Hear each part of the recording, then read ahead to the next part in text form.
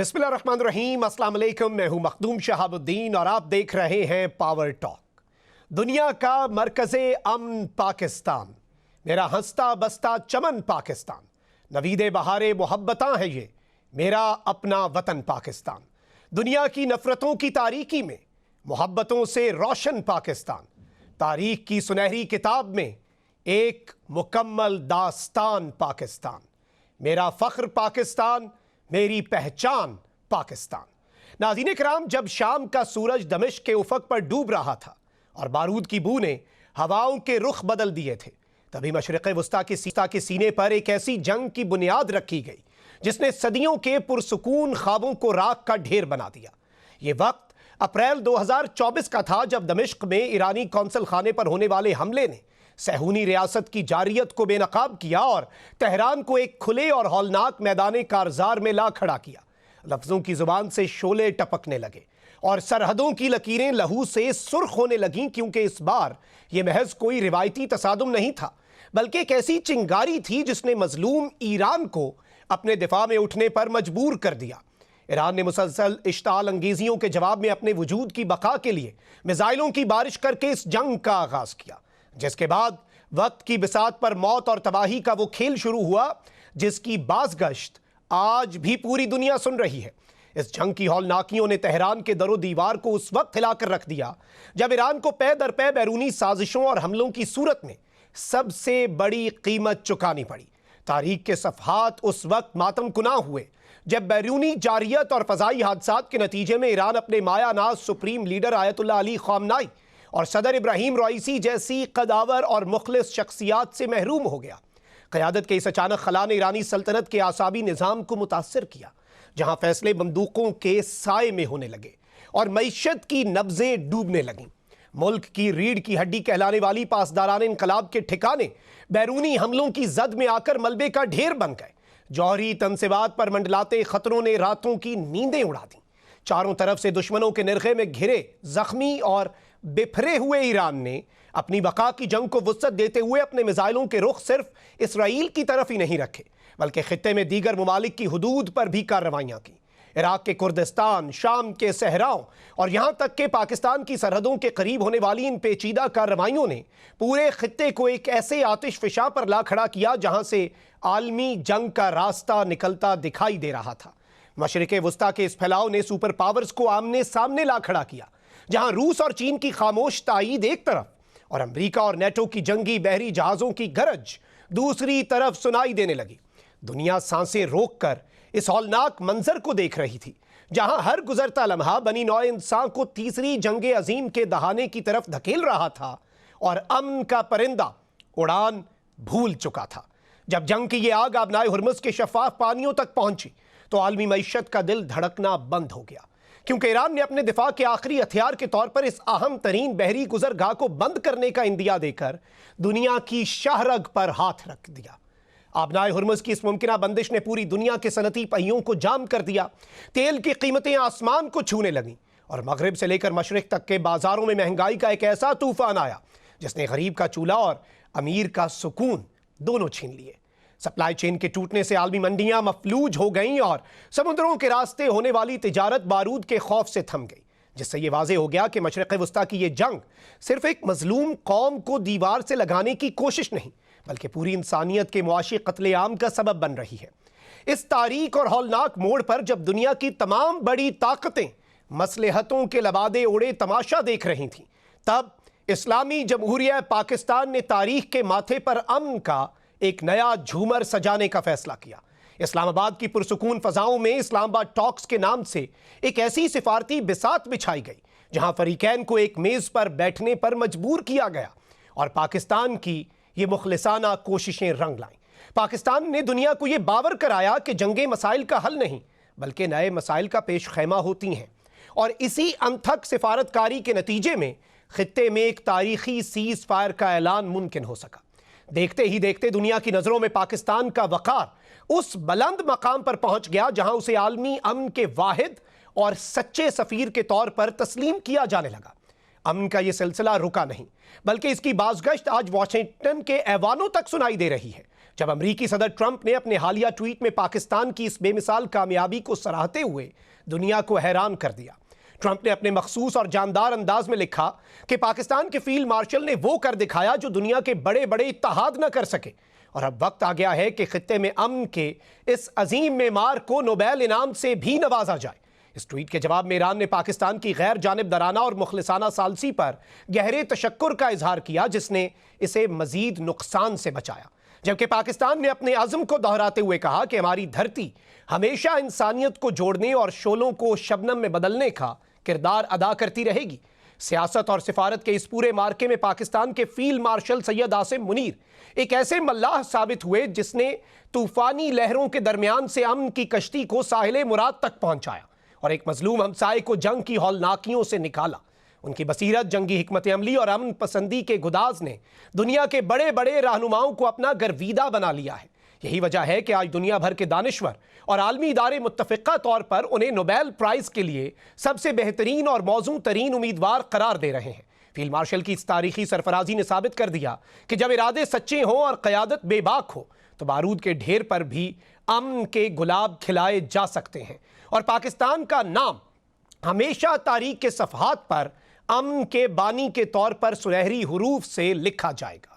इसी सब पर बात करने के लिए प्रोग्राम में हमें ज्वाइन किया है सहाफ़ी और तज्ज़ियाकार अनस मलिक ने, और हमें ज्वाइन कर रहे हैं ईरान से सहाफ़ी राशिद नकवी। आप दोनों मेहमानों का बहुत बहुत शुक्रिया। सबसे पहले अनस, आपकी जानिब आऊँगा, किस तरह से देख रहे हैं आप पाकिस्तान की इस अचीवमेंट को?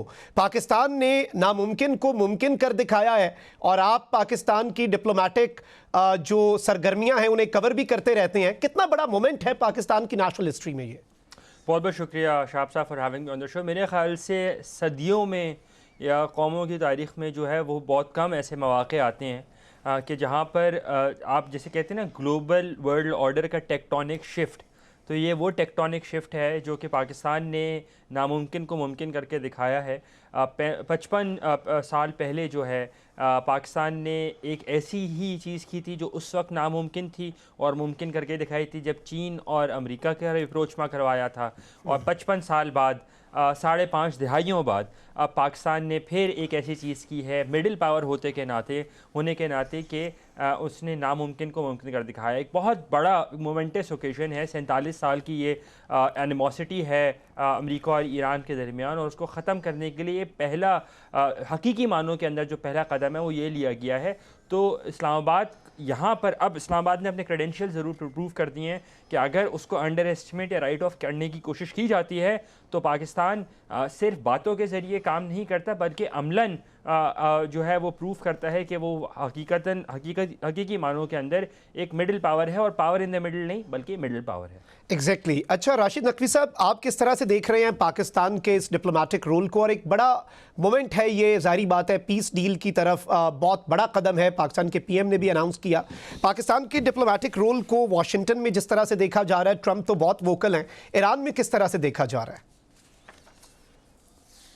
जी बिस्मिल्लाहिर्रहमानिर्रहीम। देखिए, पाकिस्तान ईरान ताल्लुकात आज के ताल्लुकात नहीं है, बड़े तारीखी ताल्लुकात हैं और इसमें मजहबी, दीनी, सियासी, सकाफती बड़े गहरे रवाबित हैं। और हमसाया ममालिक और मुस्लिम कंट्री होने के उन्वान से ये तो एक मैं समझता हूँ कि इससे उसमें तकवीयत ज़रूर आई है, लेकिन वो एक तारीखी ताल्लुकात अपनी जगह पे बरकरार हैं। मुझे बाज़ दफ़ा एक अंदेशा सा रहता है कि कहीं इस मुआहदे के अमल दरामद में अगर अमेरिका ने कोई कोताही की, या जैसे पहले 2 दफ़ा मुज़ाकरात के दौरान उन्होंने ईरान को जरहियत का निशाना बनाया, अगर खुदा न खास्ता ये अमल रिपीट होता है तो फिर उसमें पाकिस्तान के लिए भी बहरहाल एक बड़ा मुश्किल मरहला होगा कि वो किस अंदाज से दोनों को लेके आगे चल सकेगा। लेकिन इस वक्त तक सूरत हाल बहुत अच्छी है, और ईरान की तरफ से भी देखें कुछ और ममालिक ने भी एंट्री दी कि वो अपने आप को ये क्रेडिट लेने की कोशिश कर रहे थे, लेकिन ईरान ने कहा कि नहीं, ये इस्लामाबाद अकॉर्ड के नाम से होगा या इस्लामाबाद MOU के नाम पे होगा।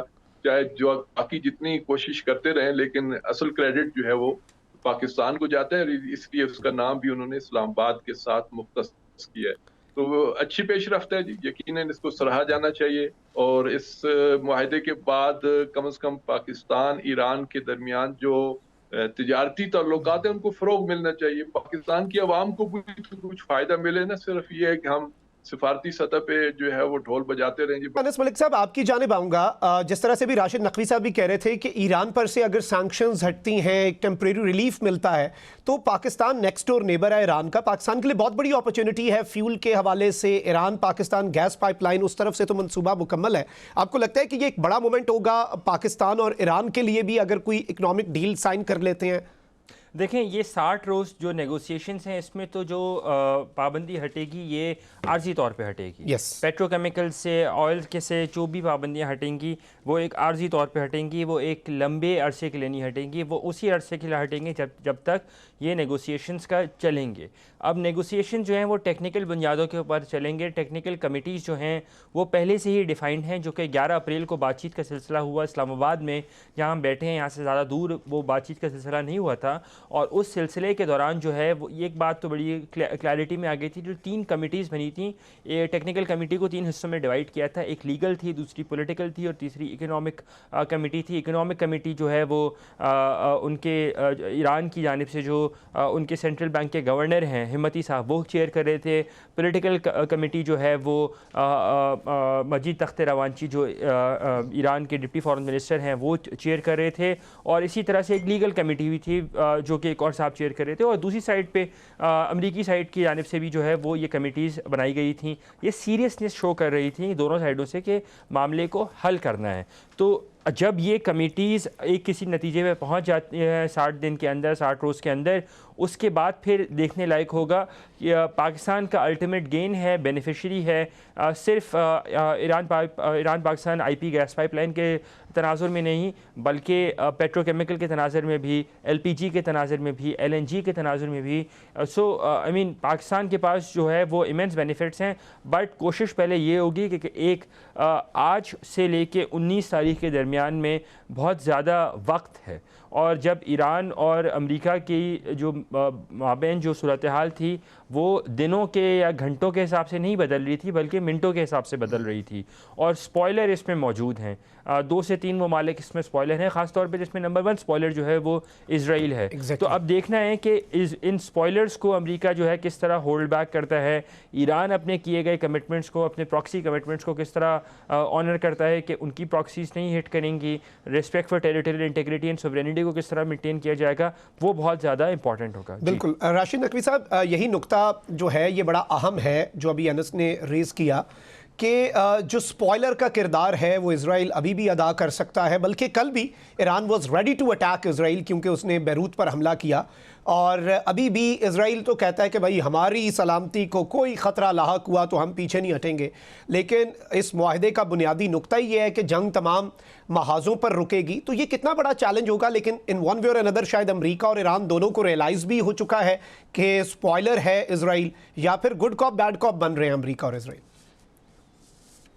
देखिए, इसमें बहुत सारे अवामिल हैं और हमें देखना होगा कि ज़ायनिस्ट लॉबी इस वक्त कितनी असरअंदाज हो सकती है अमेरिकी फैसलों पे, क्योंकि मारूफ तो यही है कि व्हाइट हाउस जो है वो ज़ायनिस्ट लॉबी के होस्टेज रहता है, उसी के कब्जे में रहता है और वहीं से हदायत जारी होती हैं, आगे से किरदार बदलते रहते हैं। माजी की आप सारी मिसालें आपके सामने हैं, लेकिन इस वक्त खुद अमेरिका बुरी तरह फंस चुका है। वो जिस दलदल में है उसे इस दलदल से निकलने के लिए इंतखाब करना पड़ेगा कि अगर वो इसराइल का साथ देता है तो इस दलदल के अंदर मजीद फंसेगा, मजीद उलझेगा। और अगर वो चाहे वक्ती तौर पे ही सही, अगर इसराइल से नेतन्याहू की जो देरीना ख्वाहिशात हैं, बल्कि मैं तो उसको कहता हूँ कि ये इस वक्त जो MOU साइन हुआ है ये खुद नेतन्याहू की सर्वाइवल की जंग भी बन सकता है, क्योंकि इस वक्त अगर ये कामयाब हो जाता है तो दाखिली तौर पे नेतन्याहू इस वक्त बहुत कमजोर हो चुका है। उसकी पार्लियामेंट कहें या अवाम के अंदर उसके खिलाफ बड़ी शदीद नफरत है, तो वो तो स्पॉइलर का किरदार अदा करेगा क्योंकि उसके सर्वाइवल का मसला है। अब फैसला कांग्रेस, सेनेट और डोनाल्ड ट्रंप ने करना है कि वो दोनों में से किसका इंतखाब करेगा, क्योंकि ईरान के अंदर मुझे कोई ऐसा कंप्रोमाइज लुबनान के उन्वान से नजर नहीं आ रहा। देखिए, ईरान की अवाम इस वक्त भी रोड्स पे है और गुज़श्ता रात जैसे आपने भी इशारा किया कि बिल्कुल ऐसे महसूस हो रहा था कि बस किसी वक्त भी मिसाइल फायर हो जाएंगे, और साथ साथ अवाम उस वक्त रोड्स पे थे, रात गए तक अवाम। और बड़ी हैरान कुन बात ये थी कि रात के इज्तिमात में आपको ईरानी परचम कम नजर आ रहे थे और लुबनान हिजबुल्लाह के परचम ज्यादा नजर आ रहे थे।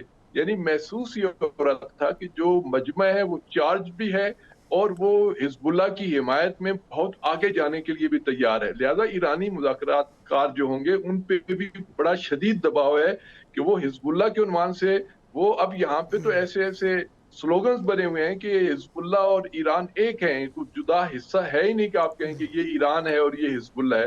تو اس تناظر میں یقیناً امریکہ پہ بہت دباؤ ہے. میں سمجھتا ہوں کہ یہاں پہ ہمارے اسلامی ممالک کو, عرب ممالک کو بھی اپنا ایک رول پلے کرنا چاہیے کہ گریٹر اسرائیل کا جو منصوبہ ہے نیتن یاہو کا, اس میں عرب ممالک تو آ رہے ہیں, ایران اس میں شامل نہیں ہے. ایران تو اپنے ایک نظریے کی بنیاد پہ جو ہے وہ فلسطین کی آزادی اور مسجد الاقصی کی آزادی کے لیے لڑ رہا ہے. اس کا تو جغرافیہ گریٹر اسرائیل میں ہے ہی نہیں. تو ان عرب ممالک کو, یا وہ ممالک جو اس وقت جس کا اوپی نیتن یاہو نے اعلان کیا ہوا ہے کہ یہ گریٹر اسرائیل کا حصہ ہے, تو وہ یہاں پہ اب ان کو اپنا رول پلے کرنا چاہیے. یہ ایک بڑا کریٹیکل ٹائم ہے.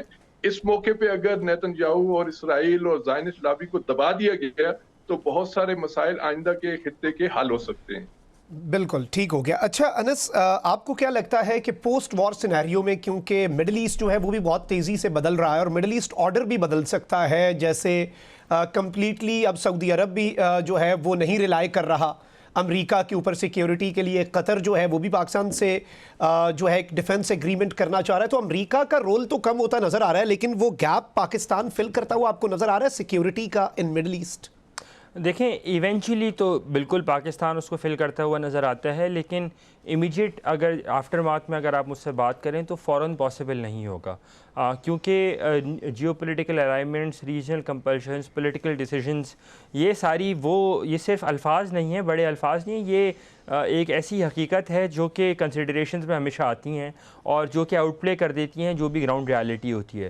تو میرے خیال سے بالکل پاکستان اس گیپ کو جو ہے وہ برج ضرور کرے گا, لیکن فوراً نہیں, تھوڑا وقت لگے گا. قطر کی آپ نے بات کی, قطر کے ساتھ ٹرکی کی بات ہو رہی ہے کہ سعودی پاکستان میوچل ڈیفنس ایگریمنٹ, جو strategic mutual defence agreement SMDA, اس میں آنے کی بات چیت ہو رہی ہے ٹرکی کی. اس میں آرٹیکل 6 جو ہے, آرٹیکل 6 آف نیٹو, وہ ایک بہت بڑی ہنڈرنس ہے کیونکہ ٹرکی جو ہے وہ نیٹو کا ممبر ہے.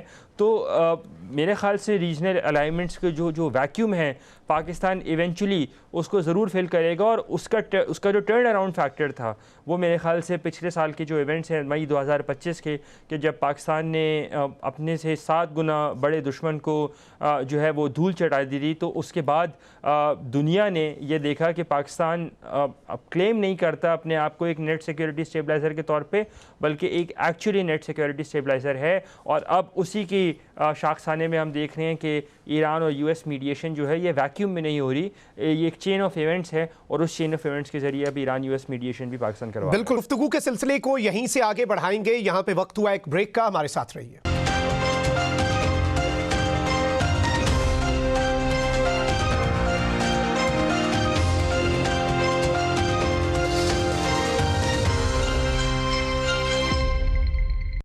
Welcome back after the break. گفتگو کے سلسلے کو آگے بڑھاتے ہیں. راشد نقوی صاحب, آپ مڈل ایسٹ آرڈر کو کس طرح سے بدلتا دیکھ رہے ہیں پوسٹ وار سینیریو میں؟ ظاہری بات ہے اوور نائٹ تو امریکہ کا رول مڈل ایسٹ میں کم نہیں ہوگا, لیکن آہستہ آہستہ آپ کو لگتا ہے کہ مڈل ایسٹرن کنٹریز کو بھی یہ ریئلائز اب ہو چکا ہے کہ US بیسز ایسٹ نہیں ہیں, لائبلٹی ہیں ان کے لیے؟ جی بالکل, یہ نقطہ بڑا اہم ہے جو لائبلٹی والی آپ نے بات کیا, لیکن ہم ایک چیز کو یہاں پہ نظر انداز نہیں کر سکتے کہ چائنا یہاں پہ ایک اپنا بڑا رول پلے کر سکتا ہے, چاہے وہ پاکستان کے ساتھ مل کے کرے یا کسی اور انداز سے. دیکھیں چائنا نے سعودی عرب اور ایران کو ایک جگہ پہ بٹھا دیا تھا, اور آج بھی ہم دیکھ رہے ہیں کہ آج بھی سعودی عرب کے وزیر خارجہ اور عباس عراقچی کی بڑی تفصیلی ملاقات ہوئی ہے. 2 ہفتے پہلے سعودی عرب نے عدم جہریت کا معاہدہ کرنے کے لیے ایران سے باقاعدہ کمیونیکیٹ کیا اس مسئلے میں کہ ہمارے درمیان ایک عدم جہریت کا معاہدہ ہونا چاہیے. دیکھیں اگر سعودی عرب ساتھ آ جاتا ہے, اور قطر کا مسئلہ یہ ہے کہ قطر کی اور ایران کی آئل گیس فیلڈ ایک ہے, تو گیس فیلڈ ایک ہونے کی وجہ سے دونوں جسے کہتے ہیں نا ایک ہی جگہ پہ ایک ہی ان کا اقتصادی جو منبع ہے وہ ایک ہے, اور اس میں وہ ایک دوسرے کی مخالفت میں نہیں جا سکتے. دوسرا قطر کو یہ بھی احساس ہو گیا ہے کہ خود اس کے ملک کے اندر اسرائیل نے آ کے حماس کے رہنماؤں کو قتل کیا ہے، لیکن نہ امریکہ اس پہ کچھ بولا ہے اور نہ اس پہ کوئی اور ریئیکشن آ چکا ہے.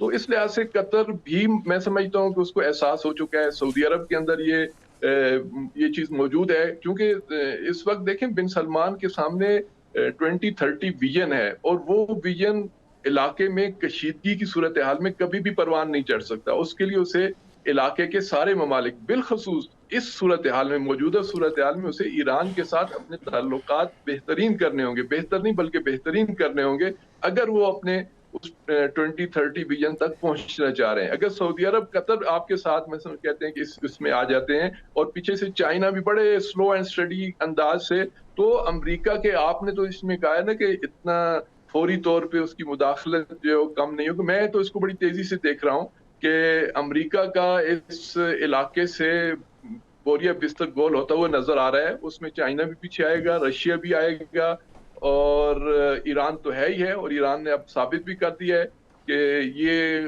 خود عرب ممالک کے لیے امریکہ ایک بوجھ ہی ہے.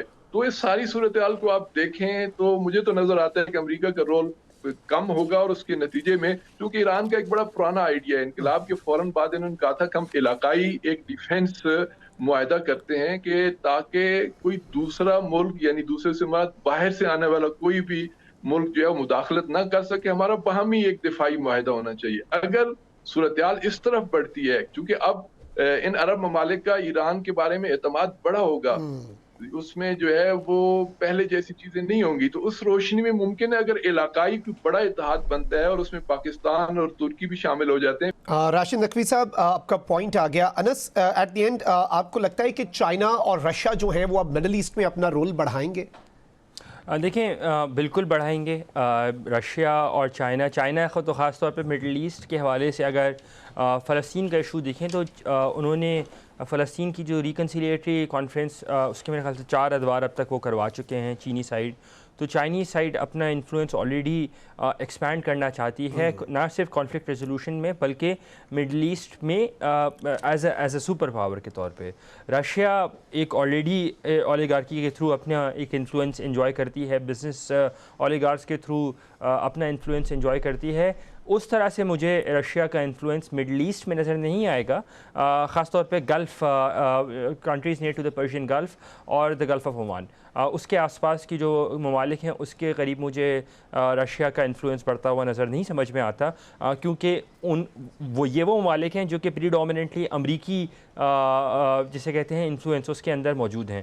ہاں، چین، میں بھی پچھلے مہینے وزیر اعظم شہباز شریف جب چین میں تھے تو ان کے دورے کو کور کر رہا تھا، اور چین جو ہے بالکل مڈل ایسٹ میں ہونے والی صورتحال پر کنسرنڈ ہے، ایران پر ہونے والے جو حملہ ہے اس کے حوالے سے کنسرنڈ ہے. اور چینی اکانومی جو ہے وہ اگر اس کا آپ موازنہ کریں امریکہ کے ساتھ تو چینی اکانومی تھرائیو کرتی ہے امن میں، یا پیس ٹائم اکانومی کہلاتی ہے.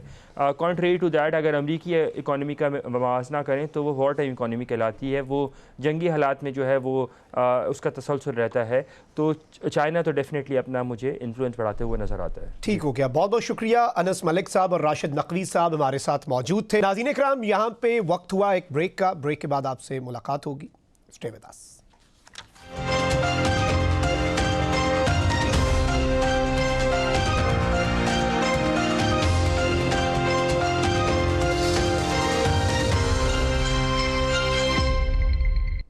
Welcome back after the break. ناظرین اکرام، پاکستان نے ناممکن کو ممکن کر دکھایا ہے، اور اس سب میں اب پاکستان عالمی سطح پر جس طرح سے ابھر کر سامنے آ چکا ہے اس کی مثال نہیں ملتی. پاکستان ڈپلومیٹک سطح پر کس طرح سے کامیاب ہوا، اور اب آگے پاکستان کے لیے کیا اپرچونٹیز ہیں، کیونکہ یہ پیس ڈیل کروانے کے بعد پاکستان کا مقام و مرتبہ تبدیل ہو چکا ہے. پاکستان ایک لیڈنگ نیشن کے طور پر ابھر کر سامنے آیا ہے، اور اس اپرچونٹی سے پاکستان اب کیسے فائدہ اٹھا سکتا ہے اور اس مومنٹم کو کیسے برقرار رکھا جا سکتا ہے، یہ زیادہ اہم سوال ہے. اور اسی پر بات کرنے کے لیے پروگرام میں ہمیں جوائن کیا ہے امبیسڈر جاوید ملک صاحب نے، سابق سفیر ہیں. امبیسڈر صاحب، thank you very much for joining. سب سے پہلے تو یہ بتائیے گا کہ امپاسبل کو پاسبل پاکستان نے کر دکھایا، اور وہ جنگ ختم کروا دی ہے جس سے 2 ملک نہیں، ایک پورا خطہ نہیں، بلکہ پوری دنیا ان ون وے اور ان ادر افیکٹ ہو رہی تھی. اور وہ جنگ ختم کروا دی ہے جو بڑی بڑی عالمی طاقتوں یا اقوام متحدہ کے لیے بھی ختم کروانا مشکل نظر آ رہا تھا ہمیں. جی بالکل مختوم صاحب, thank you for having me. You're totally right. I think as a student of diplomacy and one looks at the situation, Pakistan کو اگر آپ دیکھیں تو unfortunately ماضی میں ہماری کچھ جو ڈپلومیٹک ورلڈ کے اندر we were always on the periphery. یعنی we were always considered to be AFPAC یا something. We were not really getting the right due credit. جو پاکستان کے ٹیلنٹس اور ابیلٹیز ہیں ان کو اپریشیٹ نہیں کیا جا رہا تھا جس طرح سے کیا جانا چاہیے.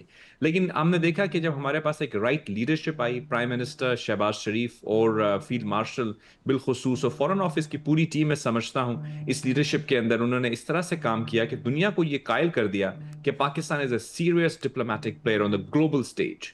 ایک ایسا کانفلکٹ جو کہ آپ نے بالکل صحیح کہا, صرف دو ممالک کے درمیان ایک روایتی جنگ نہیں تھی بلکہ ایک ایسی جنگ تھی جس میں ایک طرف ایک سپر پاور کھڑی تھی اور دوسری طرف ایک ایسی ایڈورسری جو کہ 47 سال سے ان کے ساتھ میں سمجھتا ہوں حالت جنگ میں ہی ہے.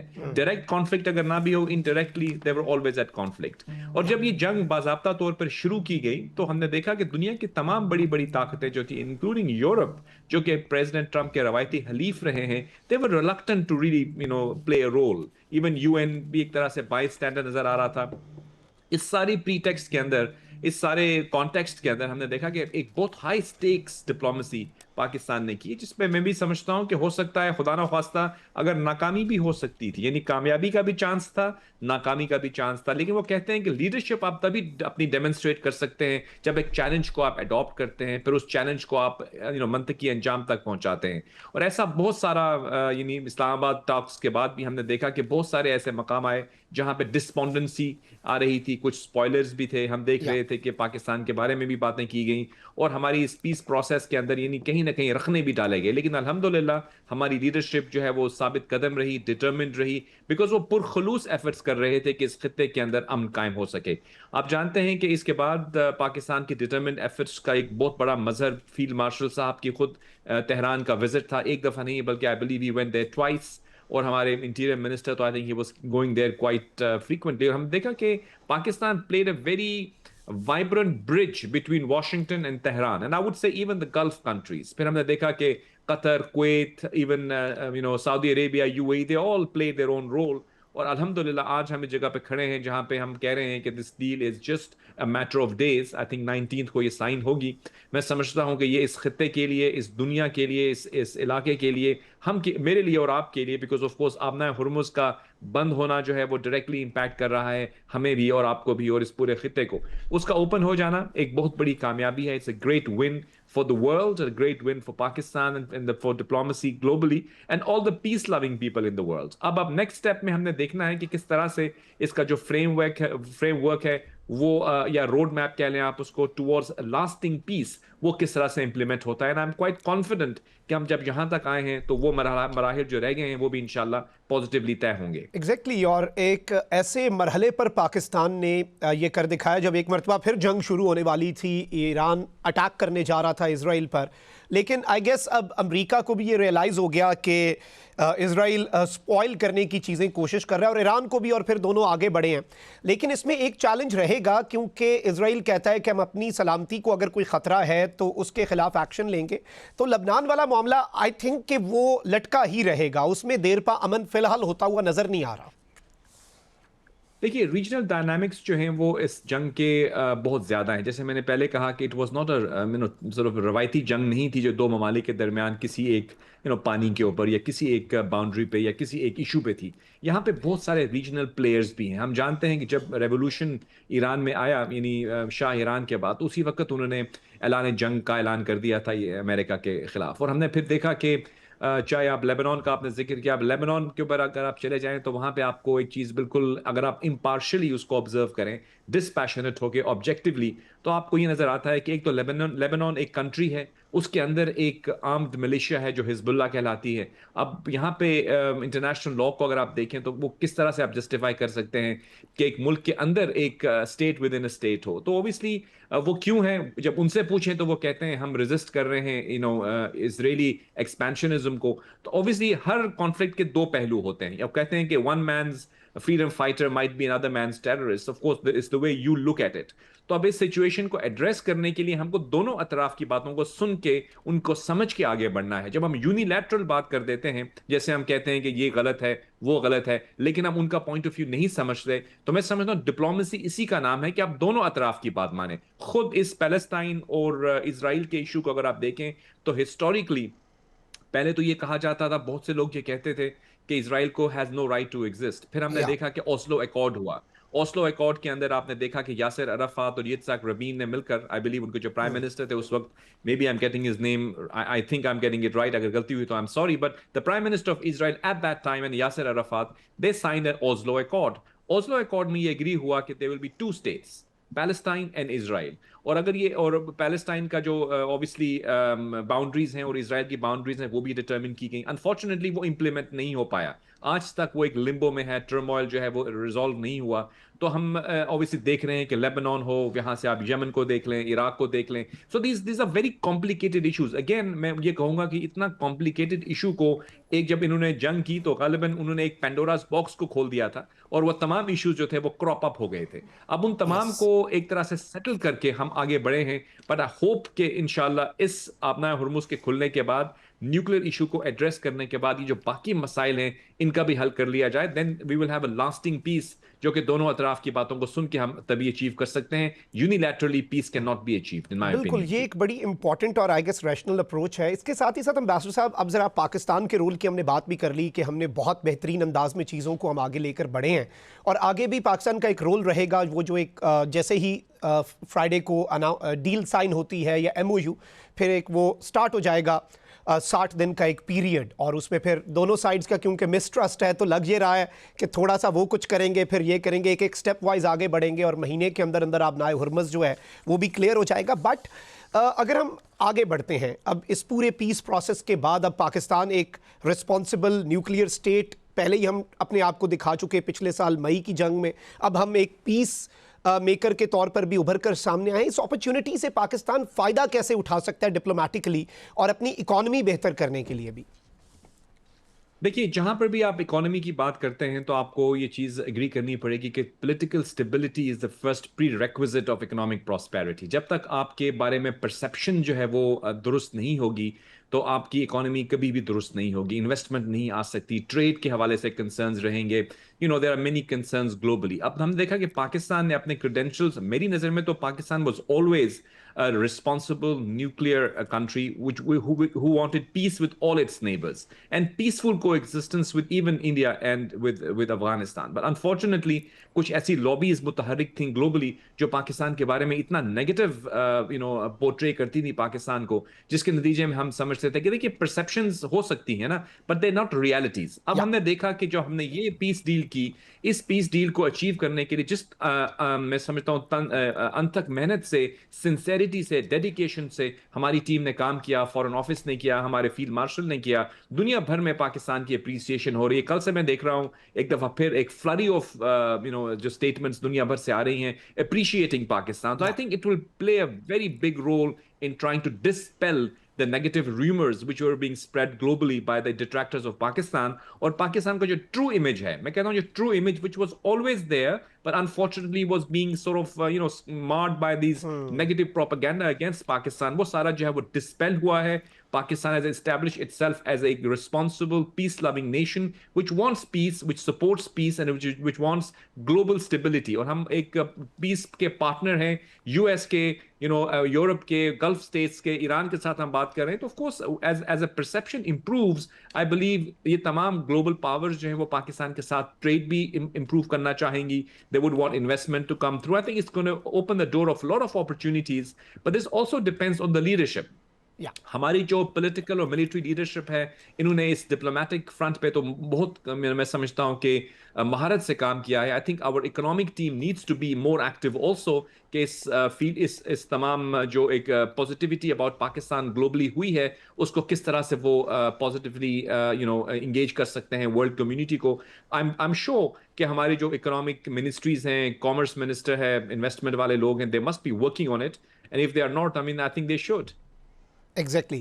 بہت بہت شکریہ امبیسڈر جاوید ملک صاحب ہمارے ساتھ موجود تھے. ہم اسی کے ساتھ مخدوم شہاب کو اجازت دیجیے. اللہ نگہبان. پاکستان زندہ باد.